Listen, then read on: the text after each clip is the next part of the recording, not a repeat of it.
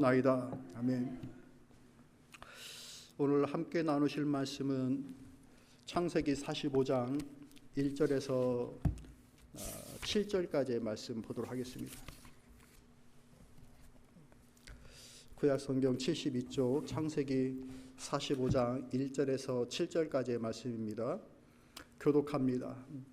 요셉이 시종하는 자들 앞에서 그 정을 억제하지 못하여 소리 질러 모든 사람을 자기에게서 물러가라 하고 그 형제들에게 자기를 알리니 그때에 그와 함께한 다른 사람이 없었더라.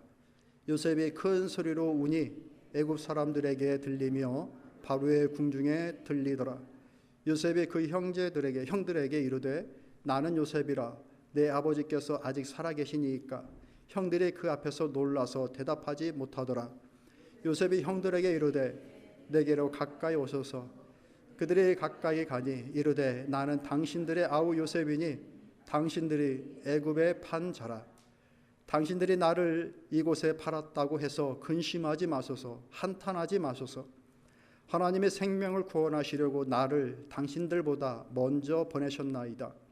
이 땅에 2년 동안 흉년이 들었으나 아직 5년은 받기도 못하고 추수도 못할지라. 같이 하나님이 큰 구원으로 당신들의 생명을 보존하고 당신들의 후손을 세상에 두시려고 나를 당신들보다 먼저 보내셨나니. 아멘.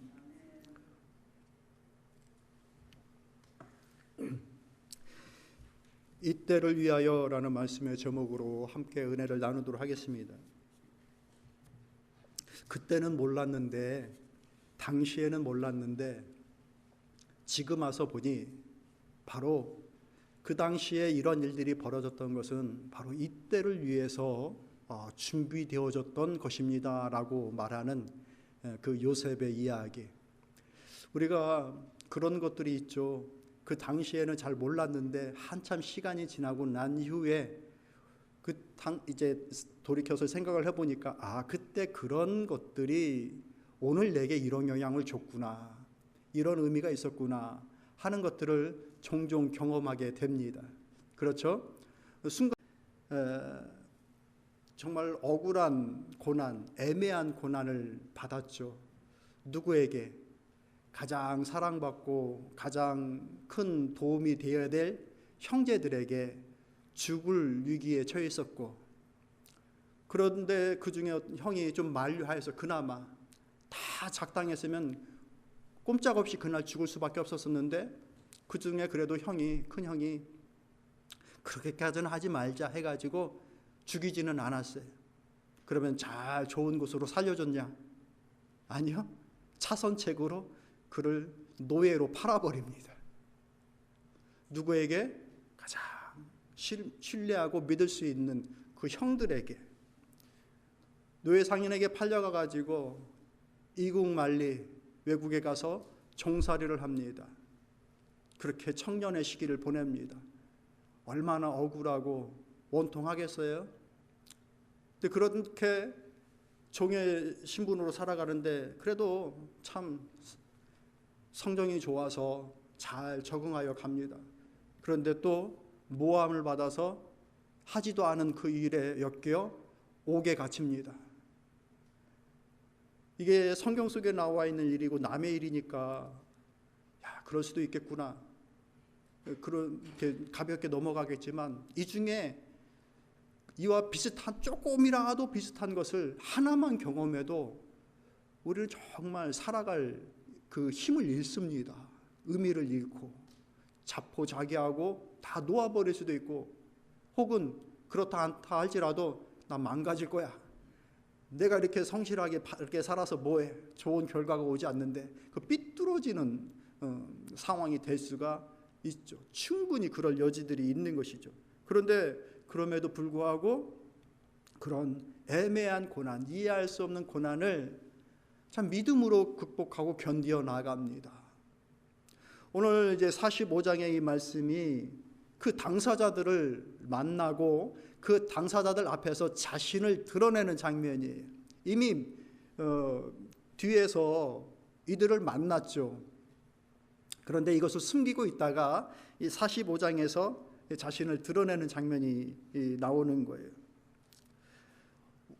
보통 사람 같으면 그만한 위치와 원한이 맺혀져 있으면 원수 갚는 것이 너무나도 당연한 상황인 겁니다. 그런데 원수를 갚지 않고 그들에게 복으로 돌립니다. 그들을 지켜주고 그들이 살 수 있는 길을 열어줍니다. 보통 사람의 마음이 아니라, 보통 사람이 할 수 있는 일이 아니라 예수 그리스도께서 보여주셨던 그 모습을 요셉이 보여주고 있는 것이죠. 그 나라 사람들에게 십자가에 못 박혀 올라가 있는 상황에서 자신을 십자가에 못 박은 그들을 위하여 기도하고 저들의 구원을 기도하고 간구하였던 주님, 그 모습이 요셉의 마음속에 담겨 있었던 거예요. 어떻게 그럴 수가 있을까? 참 20여 년의 긴 시간 동안 마치 끝이 없는 터널을 지나는 것 같은 그 어려운 시간을 보내면서 도대체 요셉은 어떤 마음이었길래 그 믿음을 가지고 살아갈 수 있었을까? 그 비결이 뭘까? 이 예수님께서 가졌던 그 마음을 요셉 또한 똑같이 가지고 있었기 때문에 그렇습니다. 뭘까요? 아버지의 뜻이 이루어지이다. 예수님께서 성부 하나님의 뜻이 이 십자가 앞에서 내가 이것을 받아들이기 힘들지만 아버지의 뜻이 이루어지고 아버지의 뜻이 여기에 분명히 있습니다 하면서 그 뜻을 이어받고 이루었던 것처럼 요셉의 마음속에서도 그런 하나님 아버지의 뜻이 거기에 있을 것이다 라고 하는 섭리의 신앙이 그에게 있었기 때문에 그 긴 터널을 그래도 믿음 잃지 않고 지나갈 수 있었던 것입니다. 하나님의 섭리를 믿는 믿음, 오늘 우리가 이 믿음을 배우기를 진심으로 소망합니다. 하나님께서 다스리시는 역사가 있다. 나는 다 이해할 수 없고 나는 다 받아들이기 힘든 그런 상황이라 할지라도 하나님의 통치, 하나님의 다스리심이 내 생활 속에 있다. 이것을 믿고 있는 것이에요. 그 하나님이 분명코 지켜주시며 그 뜻을 이루어 나가신다라고 하는 그 마음, 그리고 그분이 나와 동행하시면서 그분의 일들을, 그 크신 하나님의 지혜와 뜻을 내 삶에 담아 그분의 일을 분명히 이루신다라고 하는 그 섭리를 믿는 믿음. 사랑하는 성도 여러분, 오늘 우리에게 그 믿음이 있기를 진심으로 소망합니다. 하나님이 일하신다, 하나님이 다스리신다, 하나님이 지키신다, 그 마음으로 가는 것이죠. 여러분, 우리가 이제 가끔 드라마를 보면 이 이야기가 점점 막 긴장을 하면서 최고의 긴장감을 주고 막 클라이막스로 막 이렇게 장면이 이어져 갈 때가 있어요. 그럼 어떻습니까, 여러분? 우리 마음도 막 점점 흥분되고 막 그 TV에서 떠날 수가 없는 것이죠. 그러면서 결정적인 순간에 화면이 딱 멈추고 뭐라고 합니까? 다음 주에, 다음 화에. 분명히 이제 우리는 여러 생각을 하는 거예요. 이 장면이 끝나고 난 다음에 분명히 어떤 일들이 벌어질 거야 라고 하는 것들. 이 45장이 바로 그런 거예요. 형들이 요셉을 팔았어요. 그래서 긴 시간 보내다가 옥에도 갇히고 종도 되고 막 그 힘든 시기를 보냈어요. 그러다가 특별한 하나님의 은혜로 그가 애굽의 총리가 되어졌어요. 엄청난 힘을 갖게 된 거예요. 근데 그 가장 최정점의 힘을 가지고 있을 때에 온 지역에 흉년이 들어서 애굽 아니면은 살 수 없는 그 형편이 되어져서 주변에 있던 모든 나라가 애굽에 와서 곡식을 구하는 상황이 벌어졌습니다. 이 가나안에 있던 그 야곱의 남은 그 다른 형제들이 곡식을 구하려고 애굽에 올라왔던 거예요. 그러다가 생각지도 않았던 그 자리에서 생각지도 않은 그 위치에 서 있는 사람을 딱 만났는데 그게 누구예요? 동생. 어떤 동생? 파른 동생. 거의 죽이려고 했던 동생. 형들의 마음이 어땠을까? 꼼짝없이 죽겠구나. 그 마음 아니겠습니까? 위에 있는 말씀들을 보면 바로 그걸 얘기해 주는 거예요. 형들이 말을 못해요. 떨어서. 동생이라는 것을 알기도 전에도 자기들이 훔치지 않은 은잔이 자기들의 자루에서 나온 것 때문에 이 큰일 났다. 우리가 훔치지도 않은 이 잔이 우리에게서 나왔다. 이거 어떻게 하면 좋으냐. 죽을까 봐 전전긍긍하고 있었던 그들이었어요. 그런데 그 동생이 눈앞에 있는 거예요. 동생의 입장에서는 어찌 잊을 수 있겠습니까? 이 상황을. 그들이 딱 눈앞에 왔어요. 우리 권사님 어떻게 해야 됩니까? 이건 하늘이 주신 기회야. 이때를 위하여 내게 힘을 주신 주. 이렇게 나갈 수 있는 것이 참 보통의 결과일 텐데, 여기에서 주님의 성정을 보여주고 있는 거예요. 요셉이 어떻게 그렇게 주님의 성정을 보여줄 수 있는가? 5절의 말씀 읽어볼까요? 같이 있습니다. 당신들이 나를 이곳에 팔았다고 해서 근심하지 마소서, 한탄하지 마소서. 하나님이 생명을 구원하시려고 나를 당신들보다 먼저 보내셨나이다. 이때를 위해서 당신들이 올 수밖에 없는 이 상황이 있을 터인데, 이때를 위해서 하나님께서 나를 그저 먼저 보내어 주신 것입니다 라고 얘기하고 있는 거예요. 감당할 수가 없습니다. 따라갈 수가 없는 마음입니다. 1, 2절, 3, 4절에 보면은 이 요셉이 이 형들을 보면서 불안에 떨고 있고 막 마음에 두려움으로 떨고 있는 그들을 보면서 눈물을 억제하지 못합니다. 그러면서 자기의 신분을 얘기합니다. 내가 바로 형들의 동생 요셉입니다 하면서 눈물을 쏟아냅니다. 그 눈물의 그 우는 소리가 영 밖으로 들릴 정도로 아주 큰 소리로 내면서 그동안에 쌓아져 있던 그 울분을, 그 억울함과 원통함을, 그 감정을 다 쏟아내면서 웁니다. 그렇게 가슴에 맺혔던 것이죠. 그런데 그걸로 복수하지 않습니다. 어찌 보면 두렵고 미안하고 얼굴 둘 바 몰라서 정작 울어야 할 것은 그 형들일 것 같아요. 제발 살려주십시오, 잘못했습니다 하면서 울어야 될 일들은 형들일 것 같아요. 그런데 형들은 두려워서 울지도 못해요. 얼어버린 거죠. 근데 이 동생이 그 모습을 보면서 우는 겁니다. 마치 주님의 모습. 예수님께서 십자가를 지시기 위해서 예루살렘으로 올라가셨을 때에 이제 곧 임하는 심판을 바라보면서 예루살렘을 보면서 눈물을 흘리십니다. 정작 울어야 될 것들은 예루살렘이고 그 성에 있는 백성들인데 그들은 울 생각도 없고, 근데 그들을 바라보면서 주님은 눈물을 흘리십니다. 왜 그러십니까?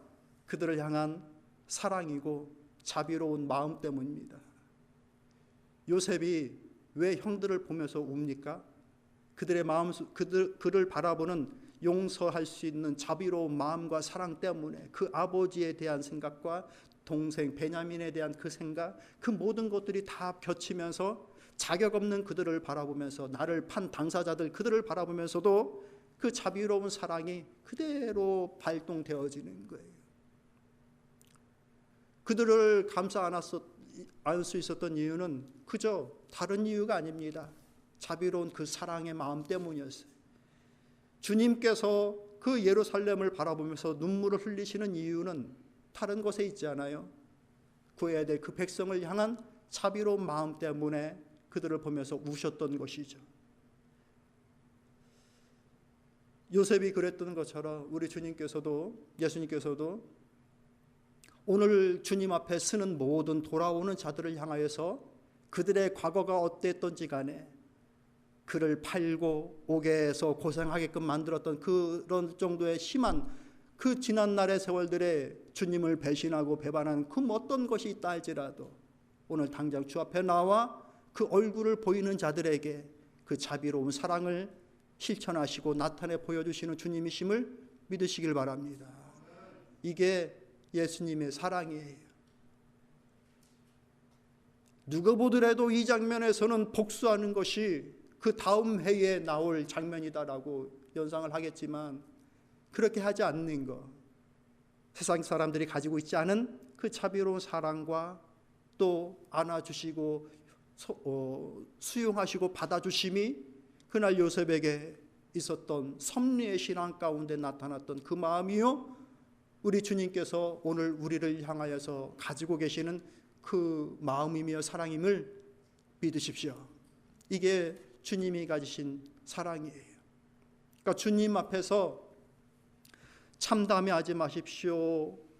두려워하지 마십시오. 한탄하지 마십시오라고 하는 이 요셉의 마음을 듣고 믿어야 되는 거예요. 그렇기 때문에 우리가 지난주에 어떤 잘못을 했던 간에 1년 전에 어떤 잘못을 했던 간에 주님 앞에 오면 그 자비로운 주님의 사랑이 여전히 우리를 받아주신다. 따라해 볼까요? 또 받아주신다. 그래도 받아주신다. 이게 주님의 은혜고 주님의 자비로움이에요. 이 사랑을 믿으시길 바랍니다. 어떻게 이 긍휼의 마음을 가질 수 있었는가? 바로 섭리신앙 때문에 그래요. 요셉이 가지고 있었던 섭리신앙. 하나님이 생명을 구원하시려고 나를 당신들보다 먼저 보내셨나이다. 누가? 하나님이 먼저 보내셨습니다. 왜? 당신들의 생명을 구원하려고. 그 섭리, 하나님의 계획을 믿는 그 믿음 때문에 지난날의 원망과 탄식을 극복할 수가 있었던 거예요. 옥에 갇혀서 이 억울한 상황을 내가 어떻게 하면 좋을까? 그 억울함을 해결하지 못하면 사람이 어떻게 그 시간을 보내고 견디겠습니까? 근데 그 안에도 하나님의 뜻이 있고 하나님의 역사가 있을 것이라고 하는 그 섭리를 믿으니 이 그 원통함과 그 탄식과 원망이 극복되어지는 거예요. 오늘 우리에게 이것이 필요함을 믿습니다. 하나님의 섭리를 믿는 그 믿음 속에 하나님의 그 크시고 무한하신 하나님의 지혜를 담을 수 있고 내 힘으로는 감당할 수 없지만 하나님의 섭리를 믿는 까닭에 그것을 극복하여 나갈 수 있는 힘을 얻게 되어져요. 지혜와 힘을 얻게 되어져요. 세상을 살아가는 데는 저는 이 두 가지가 반드시 필요하다고 생각합니다. 지혜롭게 살아가는 것과 그 지혜를 담아낼 수 있는 용기와 힘이 필요해요. 생각은 하는데 용기 없어서 못하는 경우들 있습니까? 없습니까? 마음은 그렇게 하는데 용기가 없어서 거기 뛰어들지 못하는 경우가 참 많은 거예요. 생각도 못한다고 한다면 그건 정말 힘든 거고, 그런데 생각 정도까지는 할 수 있다. 다행인 거예요. 근데 거기로 머무르는 경우들이 참 많아요. 용기가 없어서, 힘이 없어서. 그런데 그 좋은 생각을 담아낼 수 있는 용기와 힘이 생기면 이제 결과가 나오는 것이죠. 하나님을 믿는 믿음이 왜 좋은가? 바로 그런 거예요. 지금은 불합리하고 또 억울하고 합리적인 것 같지 않아도 그 섭리를 믿는 믿음을 따라 가다 보니 결국 합력하여 모든 그 좋은 결과를 만들어내시는 하나님을 경험하게 되는 거예요. 하나님을 사랑하는 자, 그 뜻대로 부르심을 입은 자들에게는 모든 것이 합력하여 선을 이루게끔 하시는 그 하나님의 손길을 경험하게 되는 거예요. 그 은혜가 우리 모두에게 있기를 진심으로 소망합니다. 왜냐? 섭리를 알면 사명을 발견하기 때문에 그렇습니다. 하나님의 선하신 뜻들을 기억하면서 오늘 내게 주어진 오늘의 사명을 발견하게 되는 거예요. 그래서 그 사명을 감당하는 지혜도 얻게 되어지고 사명 감당할 수 있는 힘 또한 얻게 되어지는 거예요. 인생사 세옹지마라는 말이 있습니다. 그죠? 참 이게 억울한 일인 것 같았는데 시간이 지나 보니까 그것 때문에 다른 그 어려움을 피할 수 있었던 것들. 다리를 다쳤는데 이게 큰 우환인 줄 알았는데 그 다리 다친 것 때문에 전쟁터에 안 끌려가는 것들. 이런 것들. 그러니까 그런 인생 세상에 나와 있는 세옹지마, 모든 것이 좋은 게 무조건 다 좋은 것도 아니고 나쁜 게 무조건 다 나쁜 것도 아닌 그 긍정의 마음과 지혜로운 마음만을 단순히 그것을 그렇게 생각하는 것으로 머무르는 것이 아니라 섭리의 신앙은 그것을 뛰어넘는 하나님의 선하신 뜻들이 그 안에 담겨져 있다. 그러니 오늘 내게 주어진 이 시간 동안에 내가 감당해야 될 하나님으로부터 온 사명과 또 뜻들은 무엇일까라고 생각하는 그 사명을 감당하는 일들이 그의 삶 속에서 나오는 거예요. 좋은 선한 뜻을 갖고 있음에도 불구하고 여러 가지 힘들고 어려운 형편들이 지속되면 일을 잘 못할 수도 있게 되는 것이죠. 그런 인물이 누구였습니까? 사도 바울이라고 하는 인물이었습니다. 그는 고질적인 문제를 안고 있었어요. 눈이 아팠어요. 눈이 아파서 선교 현장에서 이것저것 하는 일들에 많은 제약을 받습니다. 어떨 때는 금전적으로 너무 부족해서 자기가 천막을 지으면서 돈을 충당하여 그 선교의 사역을 감당해야 하는 그런 절박한 상황들도 있었습니다. 자, 그것을 옆에서 바라보는 사람들 입장에서는 어땠을까? 물질적으로도 풍성하고 눈도 건강하고 건강의 문제가 아무것도 없으면 더 선교 잘하고 막 그럴 거 아니겠는가? 그죠? 왜 동의 안 하세요? 그러지 않습니까? 아프지도 않고 건강하고 모든 재정이 아주 그냥 튼튼하게 다 이렇게 보장되어져 있고, 그러면 선교 자기가 하고 싶은 거 마음껏 하니까 얼마나 더 잘하겠어요. 옆에서 보고 자기가 생각해도 그게 맞는 것 같아요, 바울이. 그래서 바울이 기도합니다.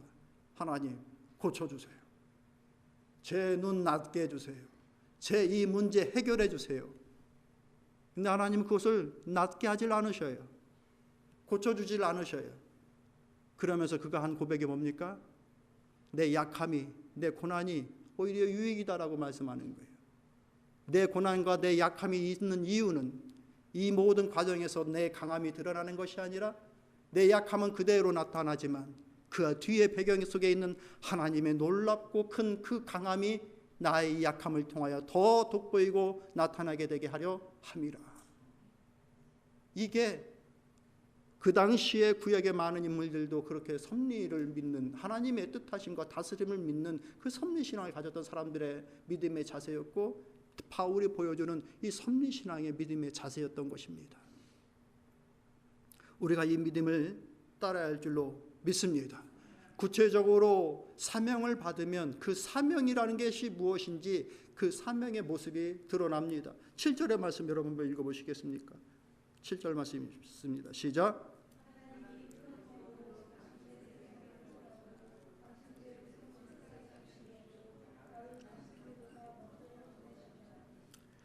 당신들의 생명을 보존하고 당신들의 후손을 세상에 두시려고 나를 당신들보다 먼저 보내셨다라고 얘기합니다. 이게 이 당시 나의 사명이다, 요셉 자신의 사명이다라고 얘기하고 있는 것입니다. 형들의 생명을 보존해 주는 것, 그거 지금 내가 권한을 가지고 있는 이유, 내가 할 수 있는 것입니다. 형들의 생명만 보존하는 것이 아니라 당신들의 후손도 내가 보존하겠습니다. 그거 할 수 있는 힘이 오늘 내게 있습니다 라고 하면서 내 사명은 바로 당신들의 생명을 지키는 것과 내 후손들을 지키는 것입니다 라고 하는 거예요. 그래서 그들에게 무엇을 얘기하십니까? 바로 앞에 서게 되어지면 고센 땅을 부탁하십시오. 이집트에 있는 많은 땅들이 있는데 딱 그 고센이라고 하는 지역을 요구하십시오. 그곳에서 정착하여 애국 사람들과 불편한 관계를 피하여 그들이 가족 단위로 왔던 그들이 어떻게 됩니까? 400년이 지나는 동안에 이스라엘 민족을 만듭니다. 그들의 생명이 보존되어지고 그들이 지속될 수 있는 그 토대를 요셉이 마련한 것이죠. 이게 그의 사명이었어요. 요셉이 감당했던 사명은 그 형편이 어때든지 간에 주어진 시간 속에 자기에게 주어진 책임을 다하는 것이 그의 사명이었어요. 종으로 있을 때에는 그 종의 책임을 다하여서 사명을 감당했고요. 총리로 있을 때에는 그 주어진 힘을 가지고서 최선을 다하고 책임을 다하는 그것이 그의 사명이었어요. 사랑하는 성도 여러분, 오늘도 우리가 하나님 앞에서 사명을 감당하는 그 믿음의 삶을 살고 싶다라고 하면 오늘 내게 주어진 책임을 잘 감당하며 나가십시오. 거기에 우리의 사명 감당이 있습니다.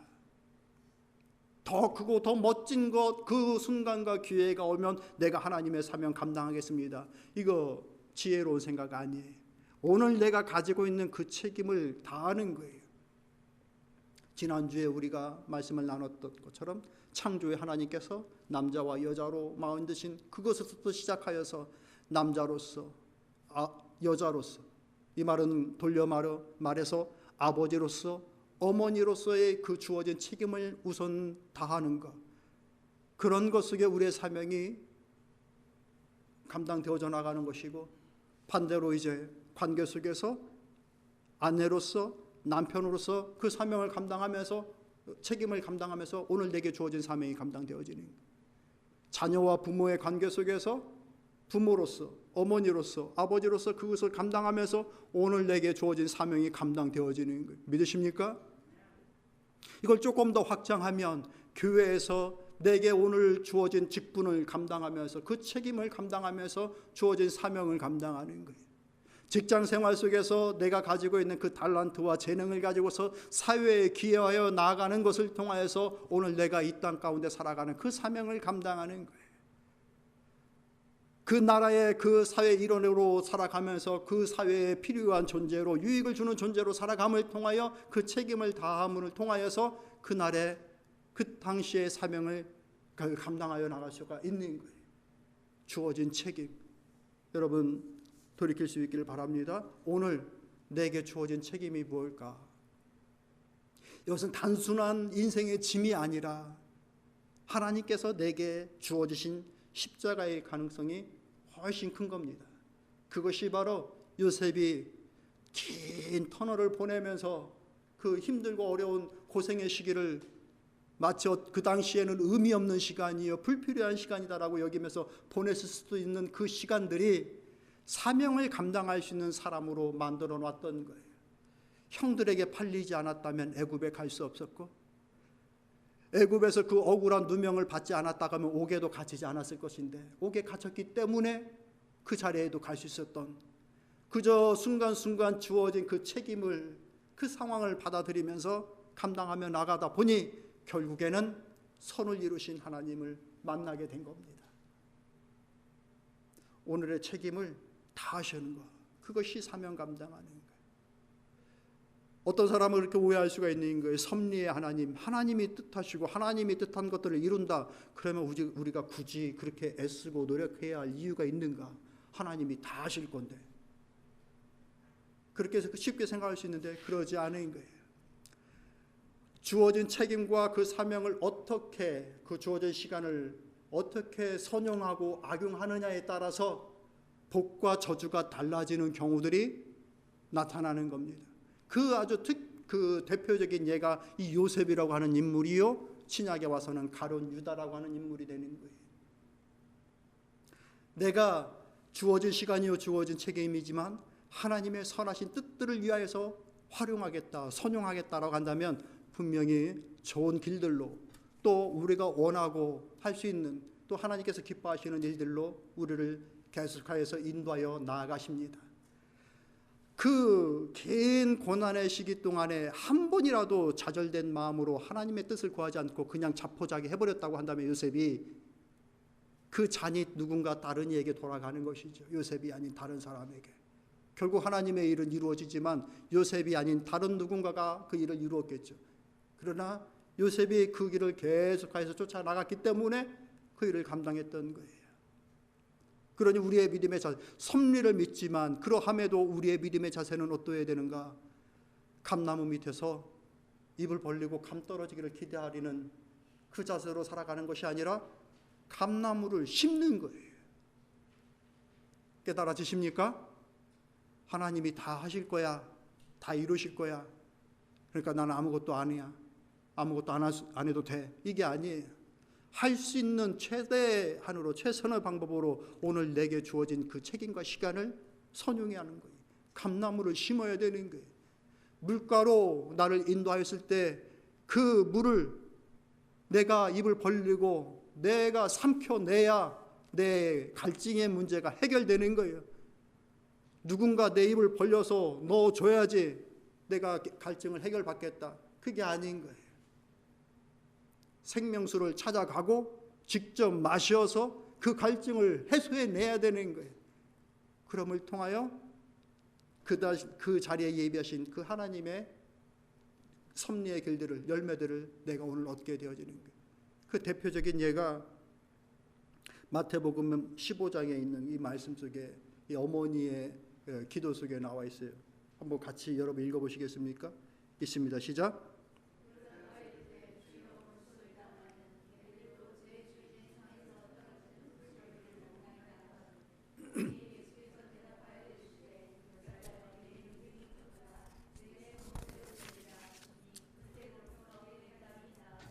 아멘.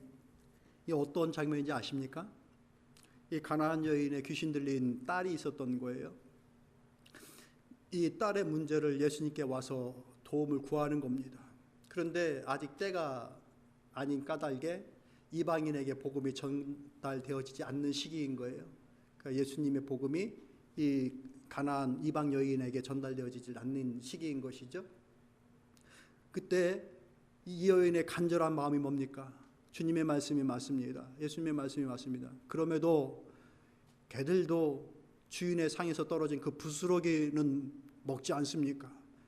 주님의 그 은혜의 그 부스러기만큼이라도 내게 허락해 주십시오. 내 딸을 불쌍히 여겨 주십시오. 라고 하는 이 기도의 요청이었던 거예요. 주님이 뭐라고 말씀하시는 겁니까? 내가 옳다. 네가 옳다. 그래서 그 가나안 여인의 딸의 그 운명이 역전되는 겁니다.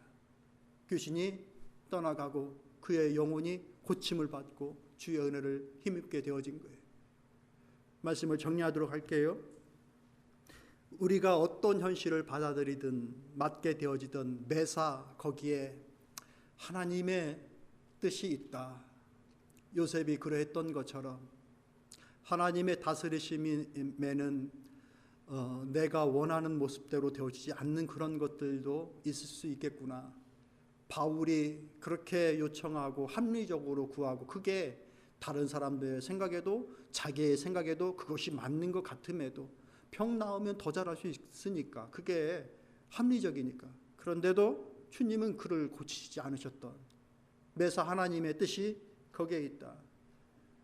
내 뜻대로 되어지지 않으니 모든 것들을 다 그냥 손을 놔도 되는가? 오히려 그것이 아니라 내게 주어진 현재의 책임을 다함을 통하여 하나님의 도우심이 임하고 그 하나님의 섭리가 나의 그 연약함 가운데서도 결국에는 이루어지고 종합하여 합력하여 모든 것들이 선을 이루어내는 그 하나님의 일하시는 그 방법이 있다. 이것을 믿고 여러분 오늘 우리에게 주어진 모든 이 상황 속에 그런 하나님의 인도하심과 섭리를 믿으시면서 주의 길 걸어갑시다. 믿음의 일 이루어 나갑시다. 하나님이 분명코 선을 이루실 거예요. 그게 믿음의 역사예요. 말씀이고 약속이에요. 25년도도 그렇고 지나간 세월도 그런 의미에서 우리의 고난과 어려움들도 오늘의 이 자리에 있기 위해서 의미가 있었다고 한다면 오늘의 이 현실들이 내일의 하나님의 선하신 일들을 위하여 분명코 우리에게 유익과 하나님의 안배가 깔려 있음을 함께 믿으며 담대함과 기쁨과 또 주를 전폭적으로 신뢰하면서 이 믿음의 길을 같이 걸어 나아갑시다. 같이 기도